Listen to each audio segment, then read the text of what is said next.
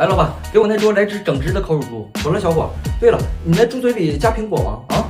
啥意思啊？咱家的烤乳猪呢，嘴里放苹果的是328一只，不放的是300一只。你要哪种？我就吃个烤乳猪，你往里放苹果干啥呀？你给我来300的就行。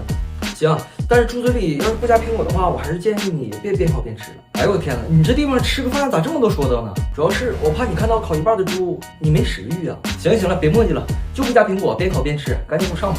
哎呀，行吧行吧。哎，老板，你赶紧，我给你加钱，你往猪嘴里放个苹果吧，这也太吓人了。